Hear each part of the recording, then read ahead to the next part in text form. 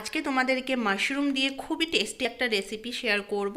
তার জন্য মাশরুমটাকে আমি ফার্স্টে ম্যারিনেট করছি। কী দিয়ে না, হলুদ গুঁড়ো, লঙ্কা গুঁড়ো আর জিরে গুঁড়ো, ধনে গুঁড়ো আর সামান্য একটু নুন দিয়ে আমি 15 মিনিটের জন্য ম্যারিনেট করে রেখে দিচ্ছি।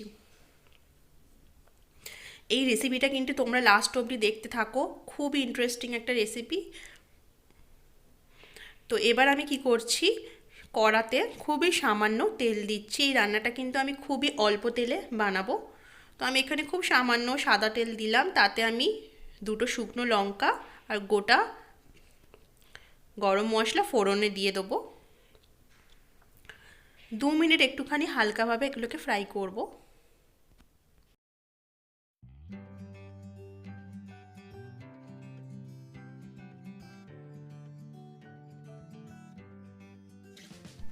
এবার আমি এর মধ্যে দিয়ে দেবো 2টো বড় সাইজের পেঁয়াজ। পেঁয়াজগুলোকে আমি এইভাবে ছোট ছোট করে কেটে নিয়েছি।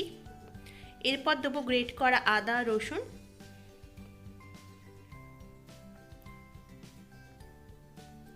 এবার আমি টমেটোটাকে পেস্ট করেছিলাম, আমি এখানে 2টো মিডিয়াম সাইজের টমেটো নিয়েছি, সেগুলোকে আমি পেস্ট করে নিয়েছিলাম, সেটাকে এর মধ্যে দিয়ে দেবো। লো ফ্লেমে এটাকে ভালো করে কষিয়ে নিতে হবে। এবার আমি একে একে সব মশলাগুলো দিয়ে দিচ্ছি। আমি সব হাফ টিস্পুনের মতো মশলা দিচ্ছি। লঙ্কা, হলুদ, জিরে, ধনে গুঁড়ো,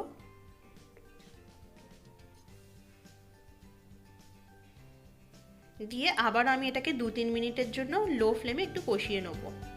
এবার আমি দিয়ে দিচ্ছি স্বাদ মতো নুন। এখানে আমি সামান্য একটু বাটার দিচ্ছি। তোমরা কিন্তু চাইলে পুরো রান্নাটা তেলের বদলে বাটারেও করতে পারো। এবার আমি ম্যারিনেট করে রাখা মাশরুমগুলোকে এর মধ্যে দিয়ে দিচ্ছি। আমি এখানে কিন্তু মাশরুমটা আগে থেকে সেদ্ধ করছি না। অনেকেই আগে মাশরুমটাকে একটু সেদ্ধ করে নেয়, বাট আমি কষতে কষতেই কিন্তু মাশরুমটা এখানে সেদ্ধ হয়ে যাবে। তো আলাদা করে সেদ্ধ করার কোনো প্রয়োজন নেই। আমি এখানে সামান্য জল অ্যাড করে দিচ্ছি, দিয়ে লো ফ্লেমে ঢাকা দিয়ে এটাকে ভালো করে সেদ্ধ হতে দেবো।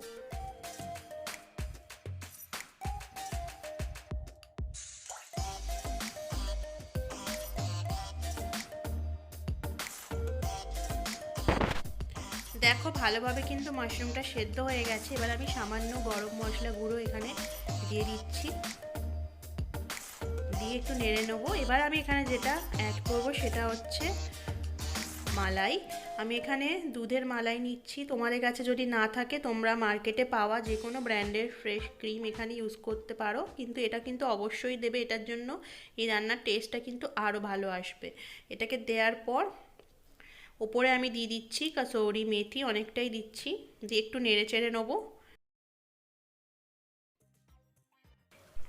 এবার আমি এখানে না একটু পেঁয়াজ অ্যাড করছি। আমি পেঁয়াজের খোলাগুলোকে না হালকাভাবে এইভাবে ভেজে নিয়েছিলাম, সেটাকে এই মধ্যে দিয়ে দিচ্ছি। তো আমি বেসিক্যালি এইভাবে পছন্দ করি, তো তোমরা চাইলে পেঁয়াজগুলোকে স্কিপও করে যেতে পারো, কোনো অসুবিধা নেই। তো আমার আজকের মাশরুম মশালা কিন্তু একদম রেডি হয়ে গেছে। গরম গরম আমি প্লেটে সার্ভ করে দিচ্ছি। এটা যেমন ভাতের সাথেও খেতে অসাধারণ লাগে, সেরকম রুটি পরোটার সঙ্গেও খেতে কিন্তু অসাধারণ লাগে। তো তোমরা এই রেসিপিটা বাড়িতে অবশ্যই ট্রাই করবে, আর কেমন হয়েছে সেটাও আমাকে জানাতে ভুলো না বন্ধুরা। আবার আমি চলে আসবো নতুন কোনো ভিডিও নিয়ে। Tata, bye bye.